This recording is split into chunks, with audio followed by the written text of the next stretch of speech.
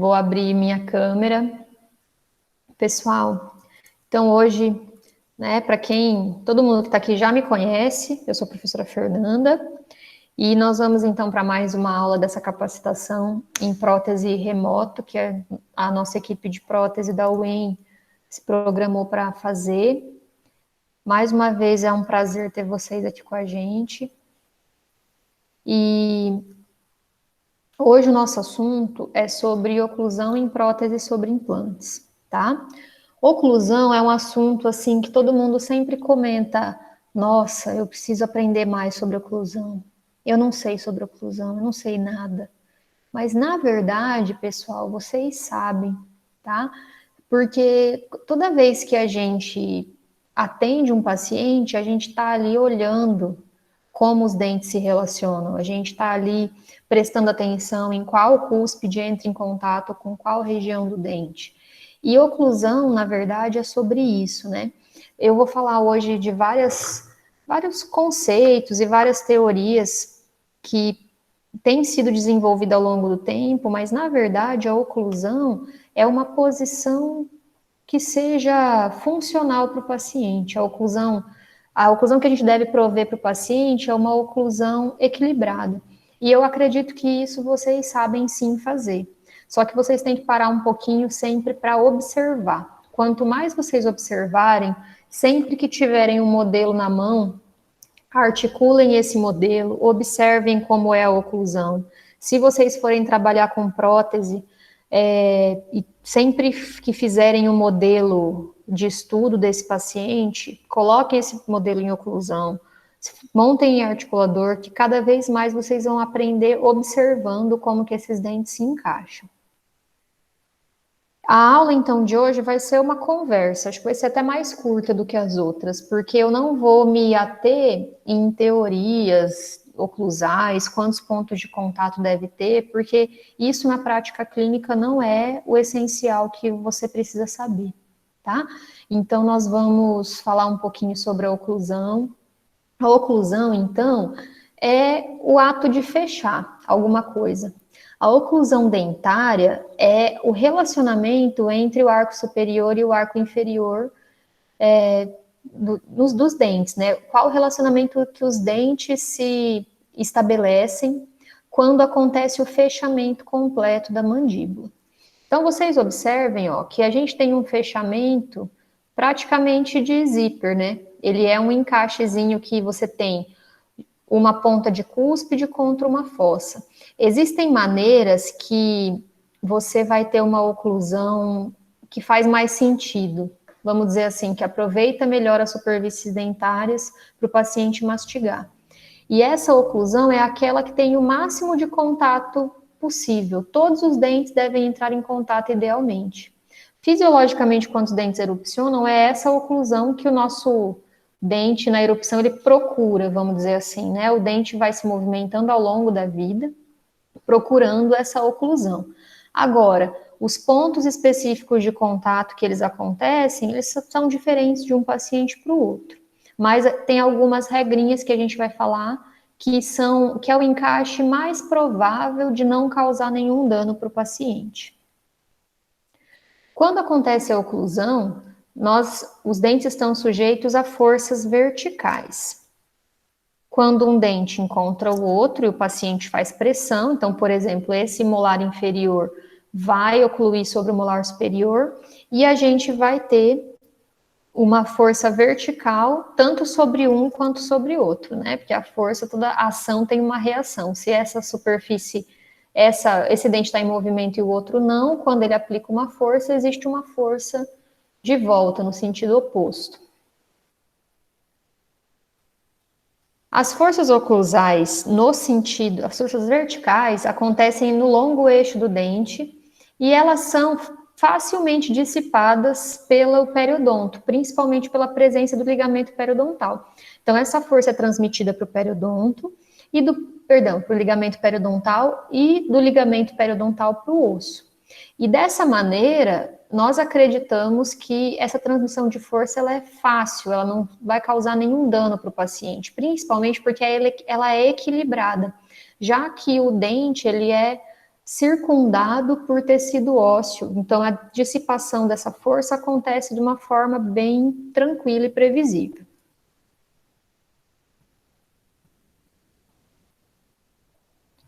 Agora, durante a mastigação, esse vídeo é do YouTube, eu não sei se eu tenho que clicar para ele aparecer ou se ele está carregando. Durante a mastigação, nós temos um movimento é diferente, né? A gente não tem um movimento estático de fechamento, não é uma força ali transmitida ao longo eixo do dente durante a MH. Então, nós fazemos movimentos para os lados para ajudar na trituração, ali na moagem dos alimentos. Então, os dentes, eles não estão sujeitos só a forças verticais, eles estão também sujeitos a forças laterais. Não quer passar? Não gostei de colocar esse vídeo do YouTube. Vamos lá. Nós simulamos mais ou menos os movimentos que o paciente faz durante a mastigação quando a gente pede para ele fazer um movimento de protrusão, que é levar os dentes para frente até que eles encontrem com as incisais topo a topo, movimento de lateralidade para um lado e movimento de lateralidade para o outro. É assim que a gente avalia mais ou menos como o paciente faria o movimento de mastigação quando ele for se alimentar. E nesse momento, então, quando acontece o movimento de lateralidade, principalmente, né, mas no protrusão também, o deslizamento de um dente de um arco sobre o outro arco sujeita o nosso dente a forças laterais. Essas forças laterais, elas não têm uma dissipação igual no periodonto. Você vai ter um lado que vai sofrer mais pressão e outro que vai sofrer menos. Então, o que a gente precisa lembrar de básico sobre a oclusão dentária é que, devido ao alinhamento dos dentes entre os arcos, né, o arco superior com o arco inferior, as cúspides que entram em contato durante a mastigação são as cúspides de contenção cêntrica ou de suporte, que são as cúspides VIPs. Cúspide vestibular inferior, palatina superior. Essas cúspides, de fato, elas são as cúspides que entram em contato com a fossa do antagonista. Já as cúspides de contenção não cêntrica ou cúspides guia, elas não participam efetivamente da mastigação. Elas têm a função de minimizar o impacto tecidual. O que é isso? Impedir que o paciente morda a bochecha. Elas protegem, né, o tecido da bochecha, ali, da mucosa jugal, durante esse movimento de mastigação. Mantém o bolo alimentar na mesa oclusal, então elas contêm o alimento e promovem a estabilidade mandibular. Elas deixam a mandíbula, podem guiar a mandíbula durante esse movimento de desoclusão. Então, aqui a gente tem cúspides de contenção cêntrica, por quê? São as cúspides que mantêm a mandíbula na posição do centro, sem movimentos de lateralidade.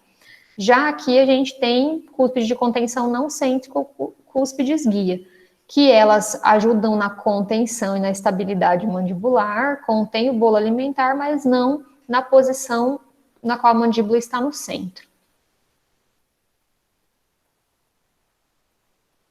E aí, se a gente observar, colocar um carbono entre os dentes do paciente, pedir para ele ocluir, nós vamos ver que existem contatos oclusais em pontos específicos.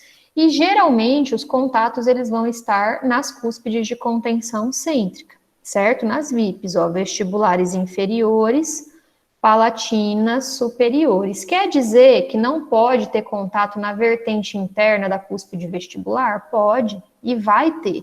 Até porque esse é o movimento em MH. Mas vocês viram no vídeo que quando o paciente oclui, vai existir os movimentos de lateralidade. E essas cúspides também auxiliam ali na mastigação. Elas só não vão entrar em contato com a fossa antagonista especificamente. Sobre a localização desses pontos, existem várias teorias, né? Não são teorias, são filosofias de quais contatos seriam os contatos ideais. Então, é muito comum a gente ver esse tipo de desenho, né? Então, vocês veem aqui, ó, o azul é o contato A, e esse contato, ele se repete, né? no inferior, no sentido de que esse ponto azul entra em contato com essa região, certo?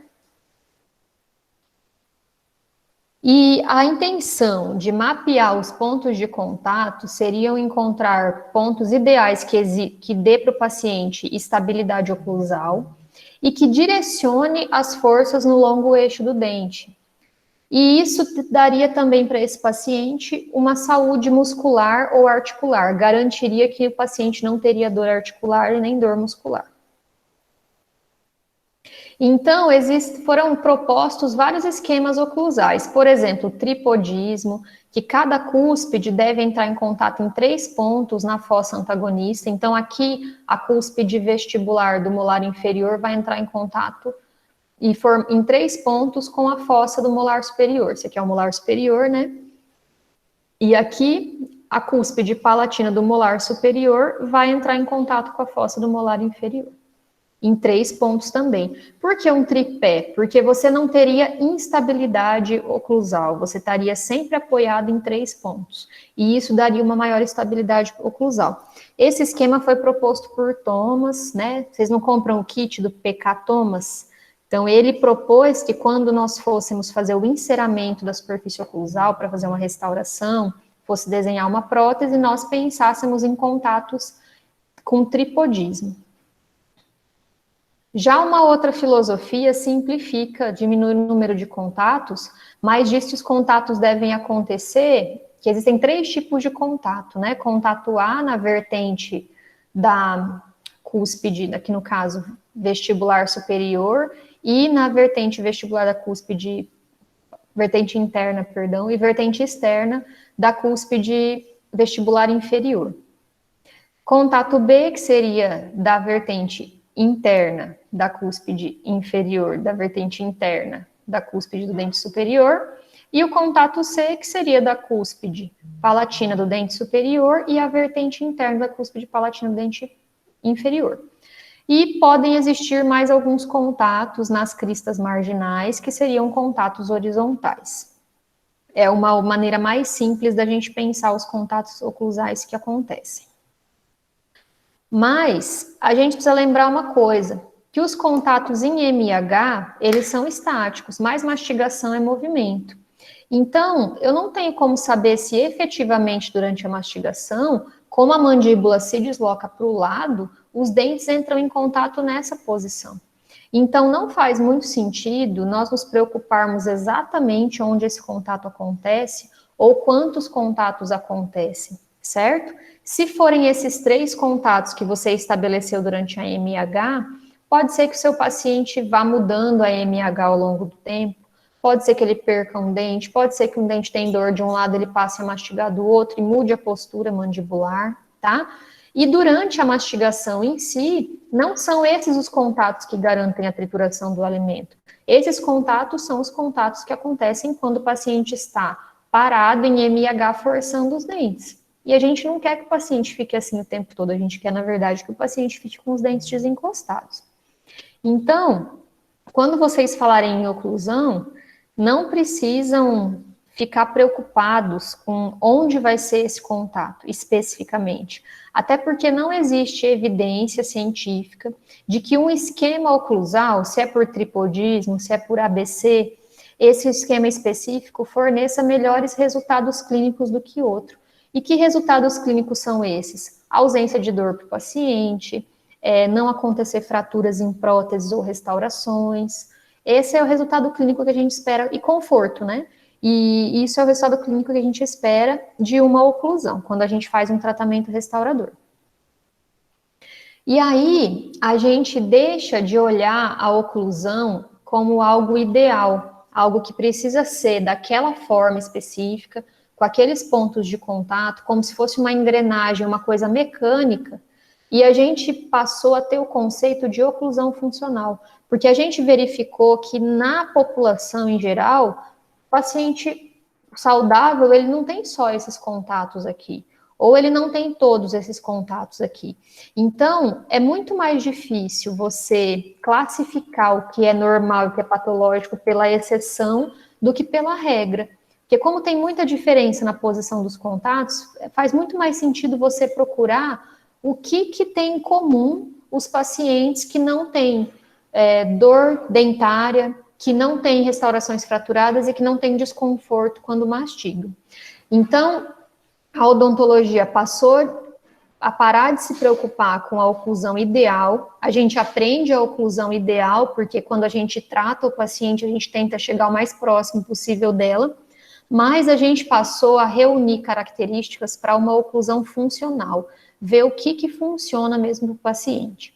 Então, eu coloquei aqui essas duas oclusões, né, para a gente confrontar. A oclusão ideal, ela não é encontrada na maioria da população. Então, a pergunta é, por que quando a gente quer reabilitar, a gente quer devolver uma oclusão ideal, se no paciente saudável, o normal é a gente não ter uma oclusão ideal? A oclusão ideal é um conjunto de filosofias, ou seja, são resultado da observação de dentistas no passado, mas que não necessariamente isso se aplica a todas as populações, a todos os pacientes de várias etnias com hábitos alimentares diferentes.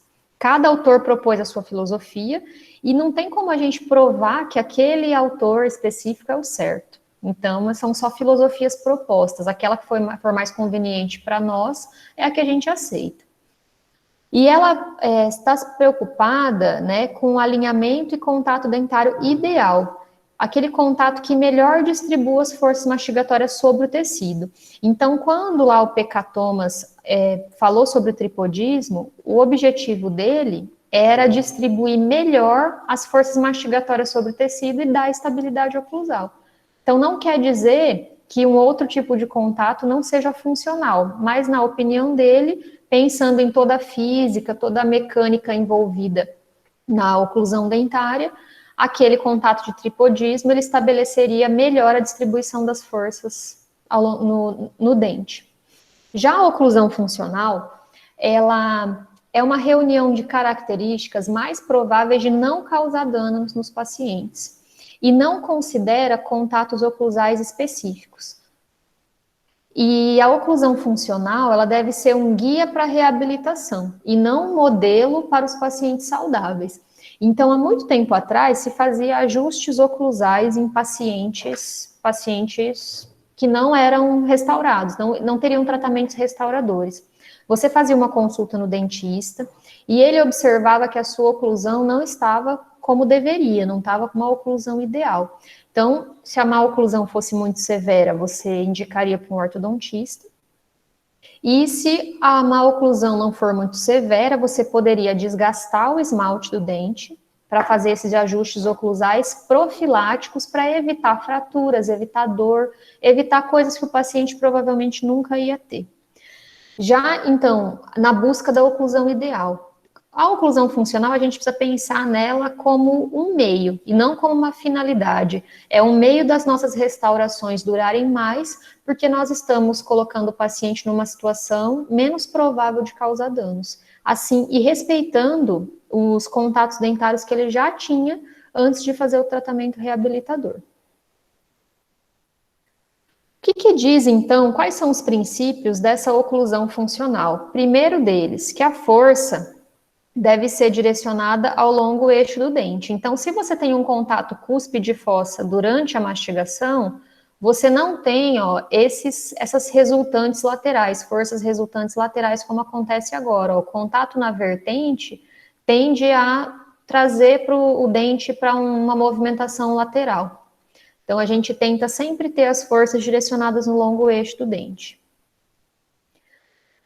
Outro ponto muito importante da oclusão funcional, que isso era verificado em todos os pacientes, é que nós temos que ter contatos homogêneos e simultâneos. O que quer dizer homogêneo e simultâneo? Contatos ao mesmo tempo e com a mesma intensidade.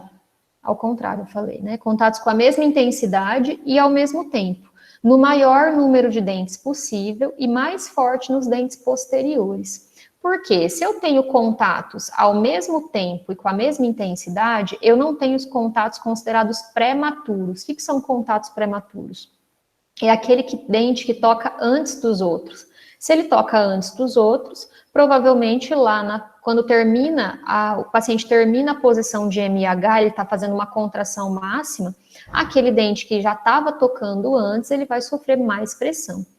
E ele deve ser mais forte nos dentes posteriores do que nos dentes anteriores, porque pelo desenho, pela anatomia da coroa e da raiz dos dentes posteriores, eles são mais assim favoráveis para dissipar melhor as forças no osso e absorver melhor essas forças no ligamento periodontal. Porque a força vem no mesmo sentido da raiz do dente. Os dentes anteriores, como eles têm uma inclinação para vestibular, sempre que você oclui em MIH no dente anterior, você vai ter um movimento de alavanca. Você vai estar forçando esse dente para vestibular e não direcionando a força no longo eixo do dente. Então, se eu tenho contatos mais fortes nos dentes anteriores, eu posso ter algumas consequências que eu vou falar para vocês no futuro.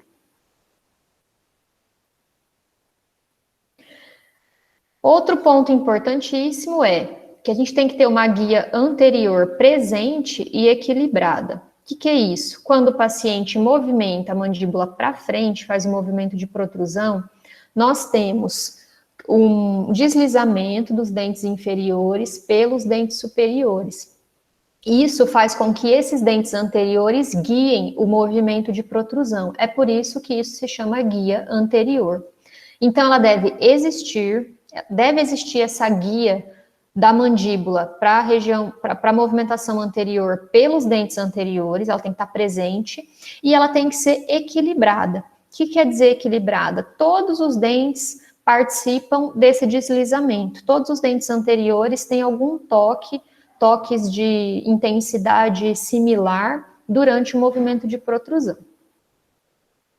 Então, por exemplo, essa paciente está em MIH, quando ela faz o movimento de protrusão, ela tem guia anterior. A guia anterior está presente, mas ela não está equilibrada, porque o único dente, o dente que sofre maior pressão aí durante essa protrusão é o 21.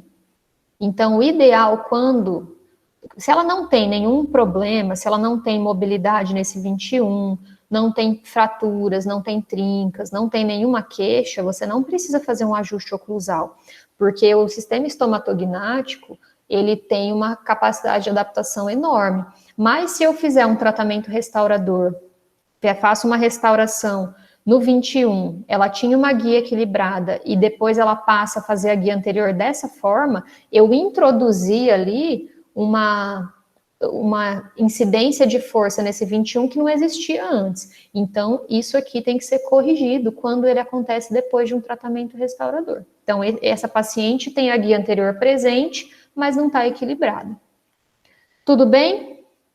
Estão acompanhando? Deixa eu ver se tem perguntas. Oi. Aproveitar que você fez uma pausa e queria fazer uma pergunta. Pode perguntar. Então, nesse caso dessa paciente, se você não for fazer nenhuma restauração e ela está nessa situação, você não faz nada? Deixa assim? Eu, particularmente, não faço. Se eu observar que ela tem lesão de abfração, se ela tem algum desgaste e tal, aí eu faria. Mas eu, particularmente, não faço. Eu acho que o que está funcionando, a gente não precisa desgastar esmalte, que é um tecido que você vai perder para sempre, né? Esse paciente perdeu o esmalte, nunca mais vai ter de volta. Eu não mexeria. E nem aumentaria, no caso 11, ele parece talvez eu aumentasse. Por adição, eu faria alguma modificação na oclusão, pensando numa prevenção, para ela não ter trincas, não ter desgaste só no 21, no futuro ter um problema estético, assim, né? Por adição, Márcio, eu faria, mas por desgaste, não. Entendi. Tá bom? Uhum. É igual assim, vou falar também da guia pelos caninos. Às vezes o paciente faz função em grupo, né? Ele tem toque nos pré-molares. Se tá assim, eu não faria nenhum desgaste para corrigir isso, mas eu poderia aumentar o canino para que ele passasse a ter uma guia pelos caninos, por adição. Feito? Então, essa paciente tem a guia anterior presente, um dente anterior guia o movimento de protrusão, mas não está equilibrado. Quando a gente faz a desoclusão, durante o movimento de lateralidade, a gente tem que ter o canino como guia para a desoclusão.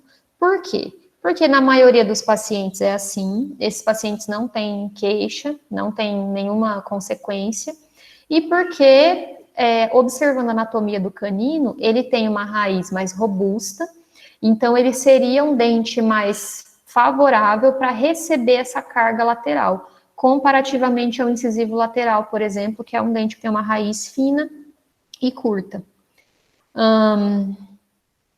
Outro ponto importante é que quando o paciente faz a guia pelo canino, ele acaba, tem estudos de eletromiografia que avalia a atividade muscular e fala que o paciente utiliza menos o músculo. Ele tem menos atividade muscular quando ele faz a mastigação com a desoclusão pelo canino. Aqui do outro lado, ó, a gente vê que o canino inferior desliza na fossa palatina do canino superior e todos os dentes desocluem. Então, mais uma vez, essa paciente tem a guia presente. Se eu for aumentar aqui por razões estéticas um lateral, um central, eu preciso me atentar para que a desoclusão continue acontecendo pelos caninos. Não posso ter contato em dentes anteriores nenhum e nem em dentes posteriores. Isso tudo vocês já sabem. Mas tem situações que essas regrinhas que a gente falou, que são quais? Direcionar força no longo eixo do dente, contatos homogêneos e simultâneos, guia anterior e guia pelos caninos. Esses 4 fatores, tá? Eles não estão presentes. Então, essa paciente aqui, por exemplo, ela não tem guia de desoclusão pelos caninos. Ela tem uma desoclusão dos dentes posteriores, mas o dente anterior se toca. Do outro lado, mesma coisa, ó. 11 e 21 se tocam nos inferiores e aí desoclui os posteriores. Se essas condições não estiverem presentes, o que pode acontecer no paciente dentado? A gente vai ter algumas interferências oclusais, que é o que mostra nesse videozinho.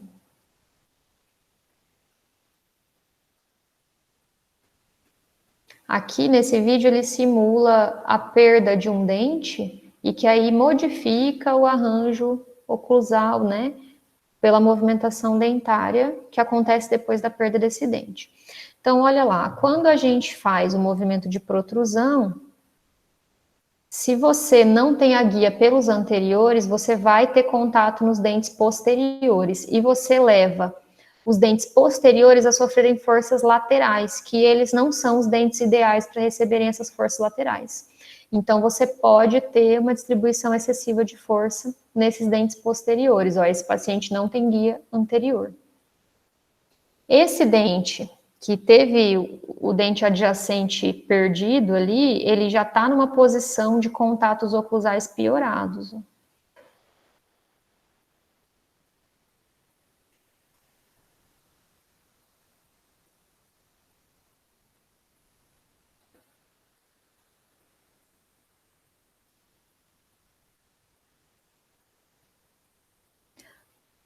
Quando a gente faz o movimento de lateralidade, acontece a mesma coisa. Se você faz lateralidade para o lado esquerdo, do lado direito acontece toque, que é o que a gente fala que é o contato no lado de não trabalho, aqueles dentes do lado de não trabalho vão receber forças laterais.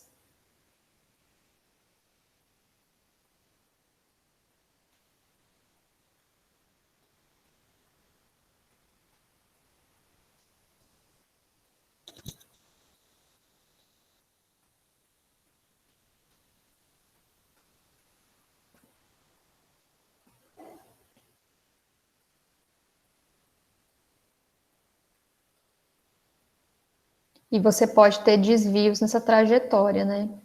Devido a essas interferências oclusais do lado de não trabalho.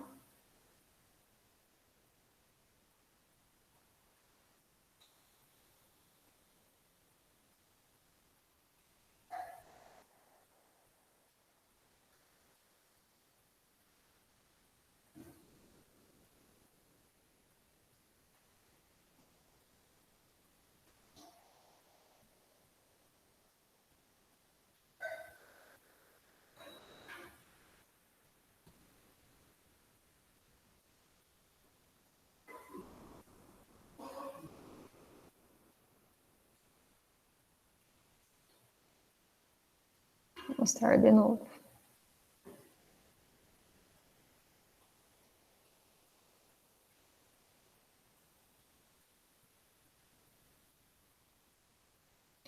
E aí esses desvios podem trazer alguma rotação, ou compressão, ou estiramento do disco, mas isso também vai depender de paciente para paciente.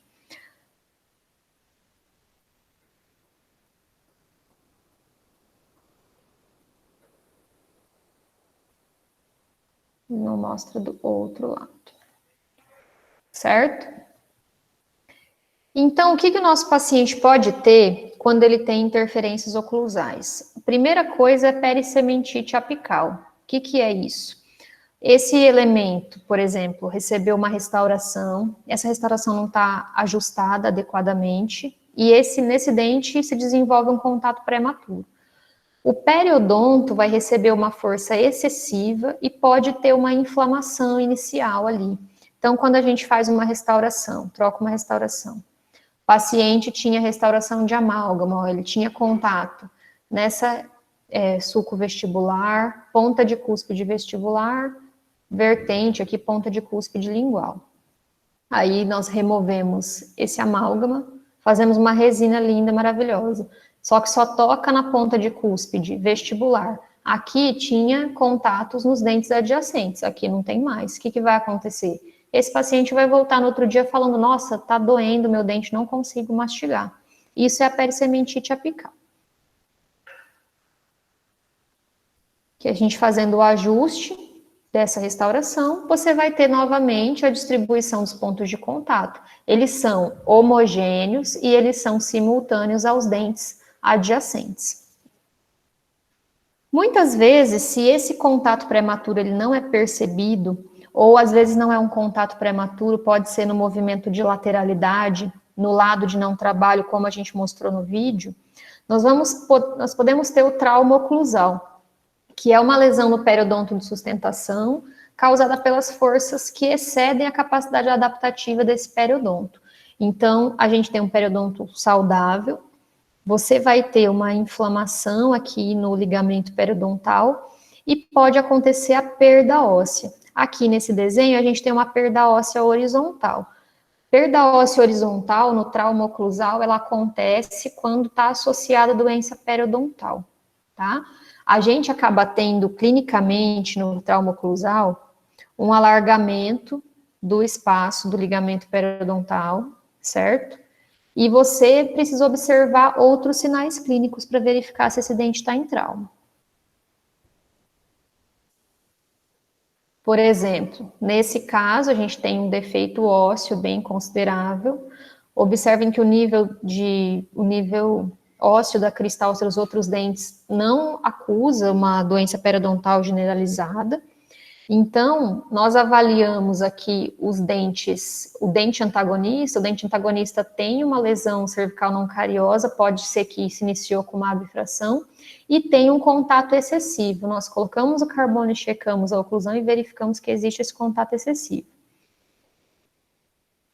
E diagnosticamos como um trauma oclusal. Removido o trauma, removido esse contato excessivo, você consegue ter a recuperação desse tecido ósseo perdido, desse ligamento periodontal inflamado.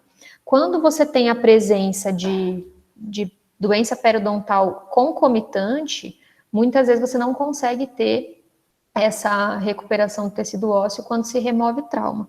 Existe até hoje uma controvérsia, os periodontistas falam que o trauma oclusal ele só acontece na presença de biofilme.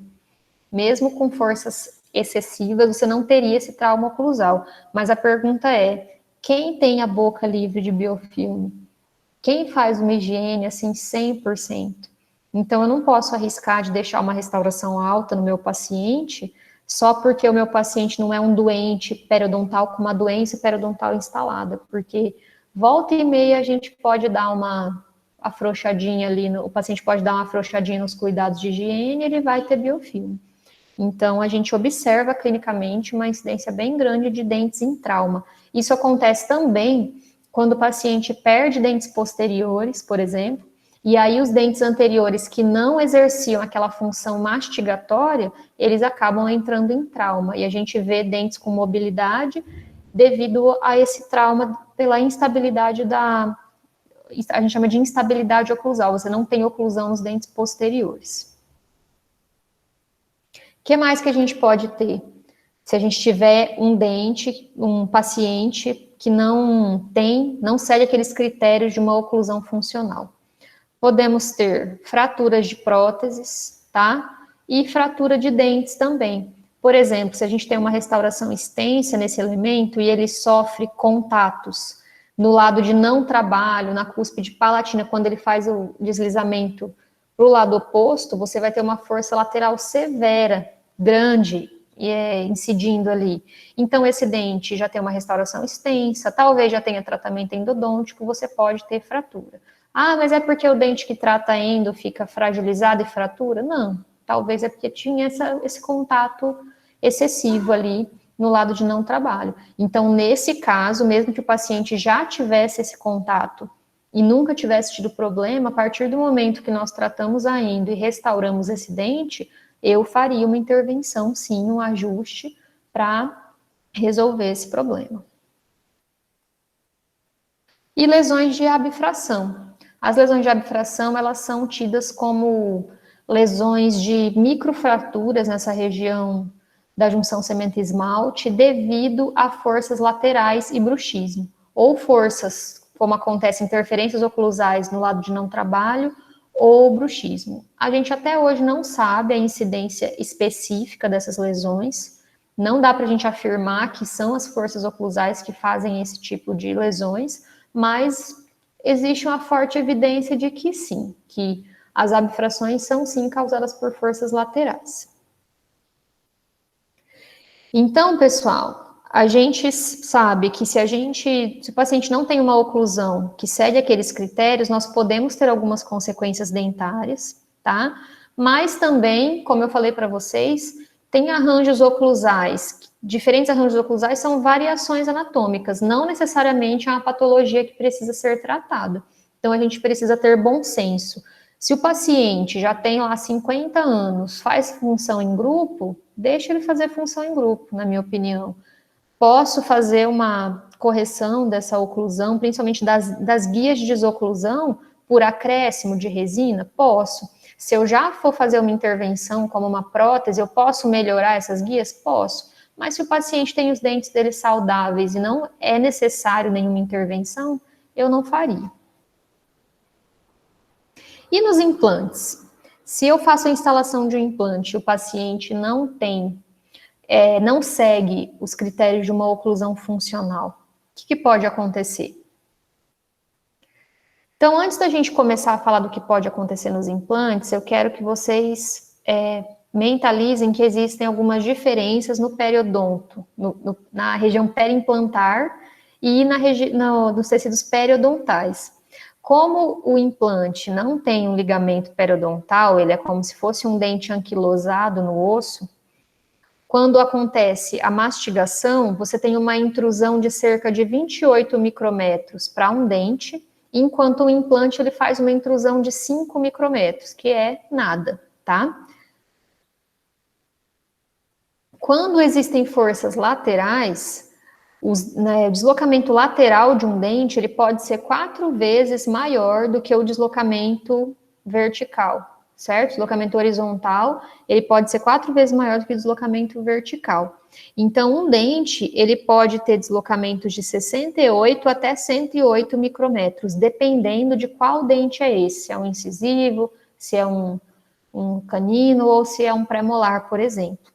Enquanto o implante ele tem deslocamentos laterais de 10 a 50 micrômetros, ou seja, mesmo o maior deslocamento registrado para os implantes não chega no deslocamento mínimo que um dente natural pode sofrer. Então, de uma maneira ou de outra, a gente tem que entender que o implante ele vai dissipar, ele vai receber um pouquinho mais de carga, sim, do que um dente natural, devido à falta desse amortecimento, né, desse ligamento periodontal resiliente que vai levar a esse movimento de intrusão ou um movimento lateral dentro do alvéolo.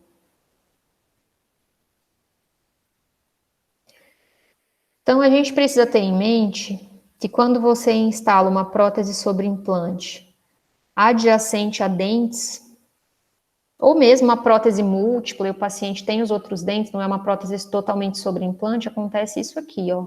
Se os elementos, eles têm um ajuste oclusal similar, você vai ter um movimento de intrusão nos dentes adjacentes, e no implante isso não vai acontecer.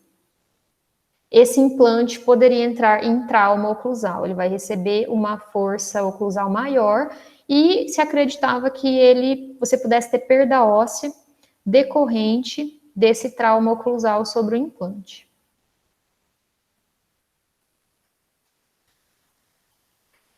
E fizemos vários estudos, tanto de elementos finitos, que é o que eu comentei com vocês, né? Acho que a gente falou no study, que é você observar a distribuição das tensões no osso, por exemplo, e a gente vê que os implantes de diferentes tipos, ó, diferentes conexões, eles distribuem essa tensão no osso de uma maneira diferente. Existe uma série de estudos que mostra isso, que as tensões são transmitidas ao osso de uma maneira diferente. E também existe uma teoria de que quando você tem implantes, com a ausência do ligamento periodontal, como todas essas tensões são submetidas ao osso, você acaba tendo deformação desse osso, porque a tensão geraria deformação, microdeformação, tá? E você teria uma sobrecarga desse implante. O Frost, uma teoria bem antiga, ele dizia que se você tiver aqui na verdade é uma microdeformação, isso aqui está no livro, mas é uma tradução errada. Se você tiver uma microdeformação, se receber carga, por exemplo, que gere em cerca de 2.000 microstrain, que é microdeformação, você está recebendo uma carga fisiológica. Isso é bom para o osso e estimula a remodelação óssea, né, no sentido de você estar ali tendo um turnover ósseo. Se você vai para 3 a 4 mil microstrain, você tem uma zona de sobrecarga. O osso está recebendo uma sobrecarga, mas ainda não tem nenhum efeito deletério considerável. Se você passa de 4 mil microstrain, você vai ter uma sobrecarga patológica, que pode levar à reabsorção óssea. Fizeram vários estudos em animais, no quais colocavam implantes em supraoclusão, né, implantes em contato prematuro, e verificou que histologicamente acontecia essa sobrecarga. Porém, esses modelos animais, geralmente você tem uma sobrecarga de verdade, você não tem um dente assim levemente mais alto do que você não tem um implante recebendo um pouquinho mais de carga do que um dente, você tem um implante que praticamente só recebe carga sobre ele. Então, não são um modelo que se aplica muito à realidade, tá? O que mais que pode acontecer nas nossas próteses sobre implante? Complicações mecânicas da prótese, fratura de parafusos, certo? Fratura do implante, tem relato de fratura do implante, fratura da cerâmica de revestimento da prótese, aqui no caso resina acrílica de revestimento da prótese. Aqui, ó, foram relatados microfraturas que não são fraturas catastróficas, mas defeitos aqui no implante que levaram à reabsorção óssea.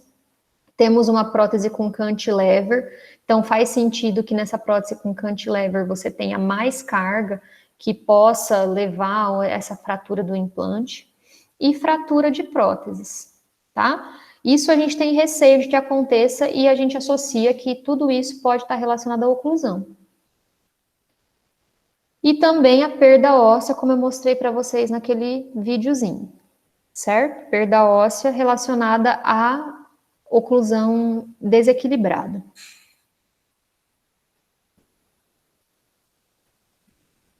Dessa forma, então, já que existia esse receio, né, que um ajuste oclusal inadequado fosse levar à perda dos implantes ou a problemas na prótese, foram propostas diversas modificações para o ajuste oclusal em prótese sobre implante ser diferente do ajuste oclusal em prótese sobre dente.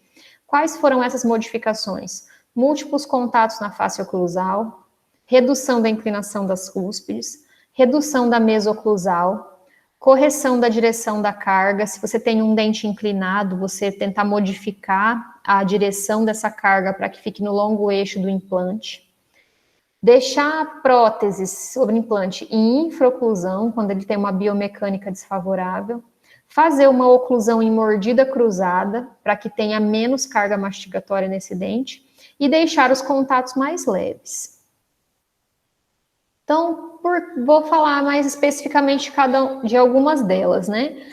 A ideia é você deixar vários pontos de contato menores do que alguns pontos de contatos mais fortes, porque você distribuiria a carga em toda a prótese, causaria menos problemas mecânicos e tentaria direcionar também essas forças mais no longo eixo do dente. Então, ao invés de você fazer um ajuste que tivesse 3 pontinhos, fazer um ajuste que tenha vários pontinhos menores. Outro ponto é a redução. Vocês veem que todos esses contatos que eu coloquei para vocês acontecem nas vertentes internas da face oclusal, das cúspides de um dente ou de uma prótese. Essa região é chamada de mesa oclusal. Então, outro ponto que foi proposto foi fazer a mesa oclusal reduzida.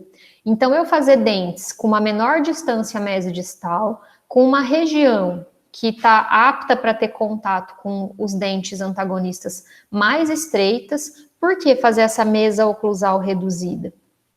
Porque se eu tenho um dente mais estreito, a chance de eu ter contatos no longo eixo do implante é maior do que se eu tiver um molar bem mais abaulado. E aí você vai ter contatos fora do longo eixo do implante que podem levar a uma movimentação num movimento de gangorra, vamos pensar assim, tá? Então, quando o paciente oclui nessa região, você vai forçar para o lado esquerdo e o implante vai se movimentar na direção dessa sombra vermelha aqui. Você vai ter uma movimentação lateral do implante.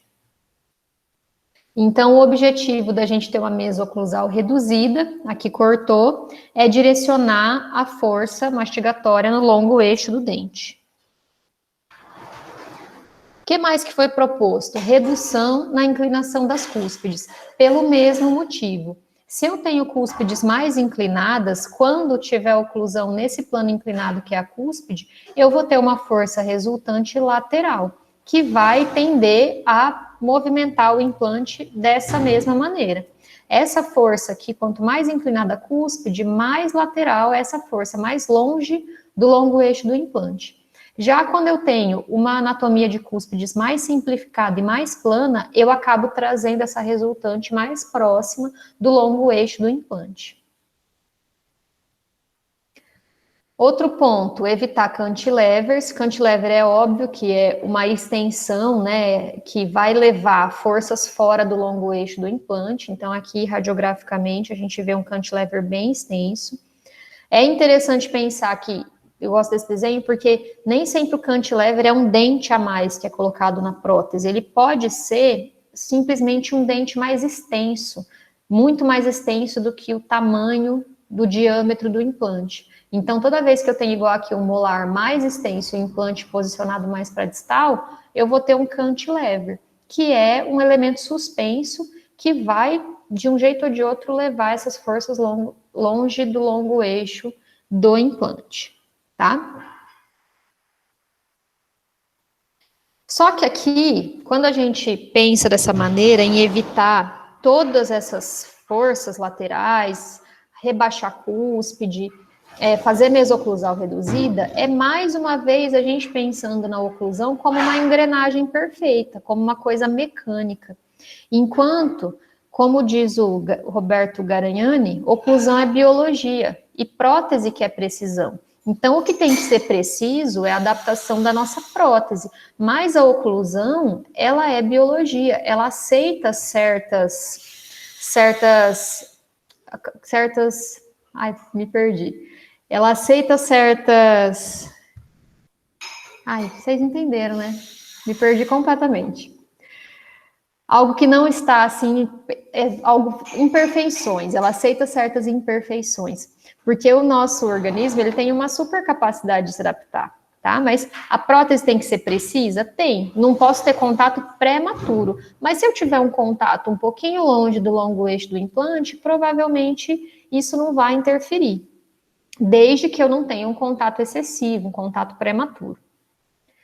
Por isso que vários estudos provaram que não, perdão, né? Nós temos poucos estudos sobre isso e nenhum deles prova de fato que existe relação entre o desenho da prótese e uma maior incidência de complicações mecânicas ou perda óssea ao implante, devido a um desenho da prótese de ter uma mesa oclusal maior ou mais reduzidas, desde que a carga esteja controlada por meio dos princípios básicos de oclusão. Então, o que a gente verifica? É importante eu entender tudo isso? É importante eu evitar cantilever, é importante eu não fazer dentes excessivamente grandes, certo? É importante, como nesse caso, né? É importante eu entender como que as forças se direcionam na prótese para tentar minimizar essas forças. Mas não existe evidência de que eu precise fazer um ajuste oclusal para implante diferente do ajuste oclusal que eu faço para prótese sobre dente. Eu só preciso respeitar aqueles 4 princípios básicos de oclusão. Então, a oclusão funcional em prótese sobre implante vai ser igualzinha para os outros dentes.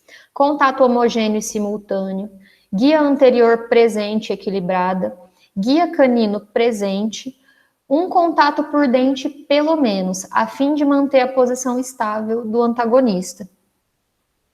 Então, a gente tem mapinha assim de contato. Esse aqui são os contatos cúspide-fossa simples, quer dizer, cúspide vestibular, cúspide palatina superior vai ocluir na fossa central, cúspide vestibular inferior vai ocluir na fossa central do antagonista.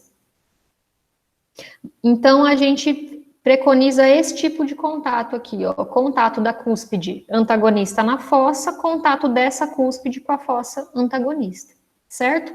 Se eu souber quais são as cúspides funcionais, eu sei que o contato geralmente vai estar nelas, o contato principal. Posso ter contatos invertente aqui? Posso, mas contato na cúspide funcional é aquele mais preconizado, é o mais importante.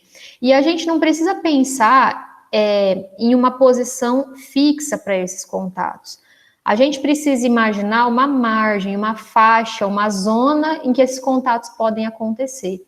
Então, ao invés de eu querer posicionar os contatos dentro da fossa certinho ou na vertente especificamente, eu posso ter contatos em toda essa faixa, certo? Porque tudo isso é uma área que a cúspide antagonista pode entrar em contato com essa fossa.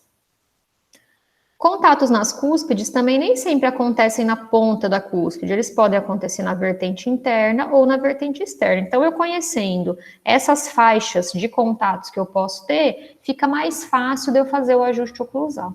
Vai ficar mais próximo desse esqueminha aqui, ó. Se eu tiver um contato na cúspide vestibular superior, você fala, opa, tá errado, vestibular superior não é cúspide de trabalho, não é cúspide de contenção cêntrica. Então, tem alguma coisa errada. Então, esses contatos vão estar mais próximos da fossa e mais próximos da cúspide funcional, certo? O que a gente precisa lembrar para respeitar contatos homogêneos e simultâneos, guia anterior presente, canino e um contato por dente, é aquela questão de que o implante não sofre intrusão da mesma maneira que o dente natural. Então, a gente precisa ser mais criterioso no momento de fazer a avaliação dos contatos oclusais com carbono. O que isso quer dizer? A gente faz o ajuste na mordida leve e depois pede para o paciente fazer uma mordida forte, para ter certeza que quando ele realmente morde forte, esse implante não vai estar recebendo uma força oclusal excessiva. Então, a gente deixa o contato no implante com uma intensidade um pouquinho menor do que o que a gente deixaria no dente. Devo deixar o implante em infraoclusão, como a gente colocou ali, ó. Muita gente propunha dessa maneira, ó, que se eu tiver o implante recebendo a mesma carga oclusal, estiver no mesmo nível, no plano oclusal dos dentes adjacentes, você teria trauma.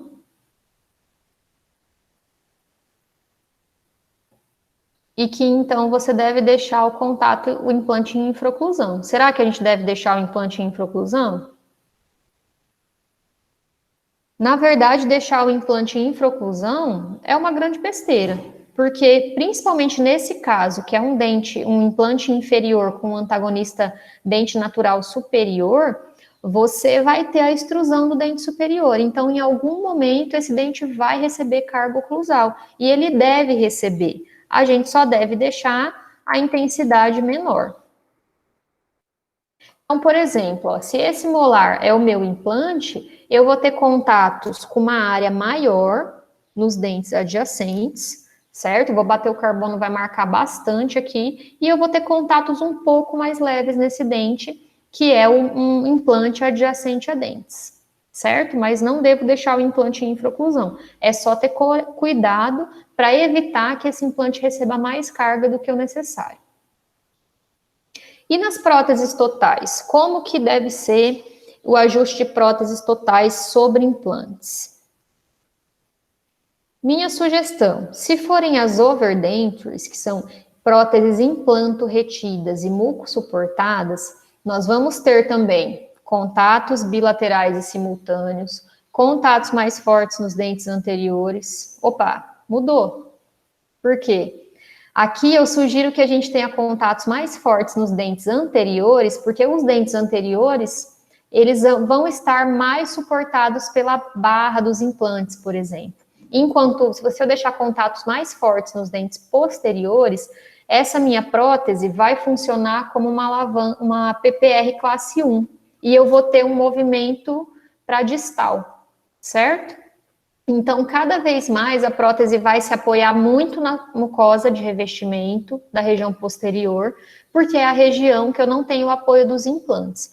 Então, nas próteses implanto-retidas e muco-suportadas, eu não deixaria contatos mais fortes nos dentes posteriores, eu tentaria deixar equilibrados e contatos mais fracos nos dentes mais posteriores, certo? Observando a área que é coberta pela barra ou pelo O-ring, né? Então, nesse caso, ó, a gente tem 4 implantes, é uma figura da internet, que seria uma situação que nem precisaria fazer over, porque o paciente tem bastante osso, tem um rebordo bom. Colocou 4 implantes e não tem limitações financeiras, né? Porque com 4 a gente coloca um protocolo já. 4 implantes, tem uma barra e ainda tem uma extensão para distal. Então, essa prótese, ela é pouquíssimo suportada pela mucosa, porque tem essa barra na distal. Eu posso deixar contatos homogêneos, independente de ser dente anterior ou posterior. Eu posso fazer contatos de mesma intensidade. Se eu tenho aquela over, que tem uma barrinha aqui só em 2 implantes, toda essa região fica muco suportada. Então, eu não faria contatos mais fortes nos dentes posteriores, faria contatos mais fortes nos dentes anteriores. E a gente faz uma desoclusão facilitada pelos caninos. O que isso quer dizer? Se durante a desoclusão pelos caninos, o canino inferior, ele vai deslizar sobre o canino superior, quanto mais íngreme for essa rampa palatina, e quanto mais longo for esse canino, mais difícil vai ser para o paciente fazer a desoclusão e maior a chance de deslocar essa prótese, porque ela é uma prótese implanto-retida, mas ela tem movimentos laterais, principalmente se for O-ring. Então, a gente faz uma desoclusão facilitada pelos caninos. Caninos com fossa palatina menos íngreme e caninos mais curtinhos, mas a guia ainda pode ser pelos caninos. E a gente tem que fazer o acompanhamento frequente, porque como essa prótese é muco suportada, vai tendo reabsorção desse rebordo nessa região e os contatos oclusais vão mudando ao longo do tempo. Então a gente faz um acompanhamento e uma avaliação oclusal frequente e, se necessário, reembasamento. Em próteses implanto suportadas, mesmo próteses fixas sobre implante, nós temos devemos ter contatos bilaterais simultâneos de igual intensidade guia anterior presente e distribuída entre os dentes, desoclusão facilitada pelos caninos e menor intensidade do contato em cantilevers. Então, para próteses implantes suportadas totais, a gente deve pensar nelas como uma prótese fixa, tá? Então, a gente tem contatos geralmente mais fortes nos dentes posteriores, mas não na região dos cantilevers. Então, o ajuste dessa prótese aqui, ó, não está adequado. Não tenho contato nenhum na região anterior e tenho contato com a mesma intensidade na região do cantilever, né? Provavelmente a barra termina aqui, ó, né? A barra vai até lá, mas tem um cantilever, mas o último implante está aqui. Então, a gente tem que reduzir esses contatos na região do cantilever e desgastar todas essas regiões que foram marcadas pelo carbono para que tenha contato em dentes anteriores. Guia anterior presente e distribuída. Mesma coisa do paciente dentado. Não é interessante que só um central se toque quando o paciente faz protrusão. Por quê? Como é uma prótese fixa, implante suportada, feita de resina acrílica, e essa resina acrílica que retém um dente de estoque, esse dente de estoque vai soltar. Se você só deixa um central fazendo a guia de protrusão, a guia anterior, esse central vai soltar. Então, a gente distribui em vários dentes para reduzir a chance de fratura. Desoclusão facilitada pelos caninos, mesma coisa. Essa prótese não vai se deslocar, mas se é o canino superior que recebe o deslize do canino inferior e os dois são próteses fixas, esse canino superior vai soltar também. Então, a gente reduz a inclinação da superfície da fossa palatina desse canino para que a desoclusão seja facilitada. E a gente deixa, então, menor intensidade nos cantilevers, porque os cantilevers são, de fato, um fator de sobrecarga para as próteses sobre implantes, porque você vai ter forças distantes do longo eixo do implante, e isso impacta nada a parte biológica do implante. O paciente não tem perda óssea por isso, mas você pode esperar mais complicações mecânicas, fratura desse cantilever e afrouxamento desse parafuso. Beleza? Então, pessoal, o que eu tinha para falar com vocês hoje era isso. Falei que a aula ia ser mais curta, né? Porque eu acho que uma conversa é muito ruim quando é um monólogo, né? Porque a gente não conversa tanto com vocês. E eu acho que eu dei uma acelerada também, acabei falando um pouquinho rápido. Mas eu estou aberta aí se vocês tiverem dúvidas, se vocês têm alguma dúvida até na parte de oclusão sobre dentes, ou se vocês não estão acreditando que realmente a oclusão em prótese sobre implantes ela pode ser quase igual à prótese sobre dente. Só tem que ter esse cuidado de lembrar da intrusão do implante, que é diferente do dente.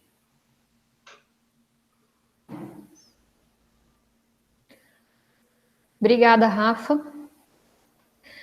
Outro ponto importante, pessoal, na protrusão em próteses fixas, quando a gente faz uma guia anterior e um implante, por exemplo, o 21 é implante e o 11 é dente natural, a gente também precisa lembrar dessa questão da diferença de movimentação do implante. Então, a guia anterior deve ser distribuída, mas no implante, aquele traço do carbono ele tem que ter uma intensidade menor. Tá? A única diferença de prótese sobre dente e prótese sobre implante é que você precisa lembrar dessa questão da intrusão, da movimentação do ligamento periodontal, devido à ausência do ligamento periodontal. Beleza? Sem dúvidas? Não temos dúvidas?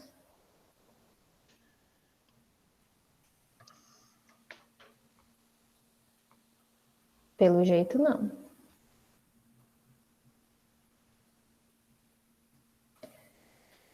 Outra coisa boa, pessoal. Tudo isso que, felizmente, antes da gente montar essa aula, eu e o Luiz, a gente escreveu um capítulo de livro, que é um livro da Uningá, que tem distribuição gratuita. Esse capítulo de livro ainda não foi publicado, mas eu vou mandar no grupo para vocês o nosso texto, né? Só a nossa parte, para que vocês tenham um material escrito para ler tudo isso que eu passei para vocês. Então, lá tem esses desenhos do esquema oclusal, lá tem as tabelas mostrando como deve ser, e tem uma parte bem legal que a gente colocou certinho, assim, como fazer o ajuste em dentes posteriores, peça para o paciente ocluir, coloque o carbono, tá bem passo a passo, acho que vai ser bem útil para vocês.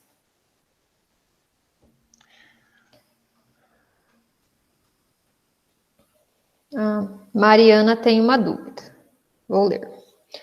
Oi, prof, tudo bom? Tudo bem? Tenho uma dúvida clínica. Em paciente que tem bruxismo e a prótese parafusada solta muito, mesmo sem estar alta e com contato prematuro, compensa deixarmos em infraoclusão? Eu acho que compensa. Nesses casos que você tem uma grande incidência de complicações, você até pode deixar em infraoclusão, mas depende muito do antagonista, Mari. Porque se o antagonista for prótese, tranquilo, não vai acontecer extrusão. Mas se o antagonista for dente, em algum momento esse dente vai extruir. Aí você tira de oclusão de novo, o dente extrui mais. Tira de oclusão, o dente extrui mais. Será que vale a pena? E paciente que tem bruxismo, ele tem que usar a placa religiosamente e ele talvez vai ter que acostumar que ele vai ter que voltar no dentista para fazer esse reaperto, porque é um caso menos previsível. A extrusão é um problema, principalmente se é dente inferior, o antagonista é superior, né? Mas você pode controlar, deixa em infraoclusão, não exageradamente, e controla. Se você percebe que essa extrusão acontece muito rapidamente, opa, vamos parar de desgastar e tirar de oclusão, porque esse dente está movimentando bastante.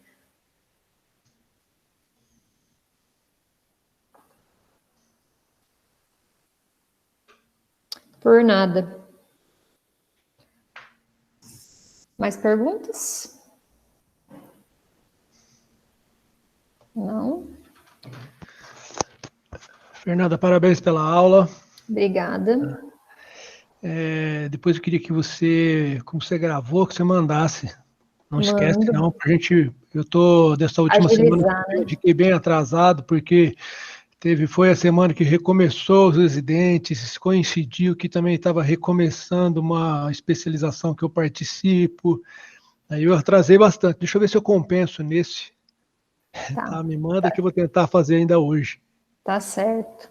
Outra coisa, pessoal, as avaliações das minhas 3 aulas, eu vou colocar no grupo o link hoje à noite, vai ficar disponível por uma semana para vocês fazerem. Então, da aula de planejamento, aula de... O que eu dei mesmo? Cerâmicas e aula de oclusão, certo? Vou passar para vocês no grupo. Então, pode falar, Sérgio. Legal, parabéns. Semana que vem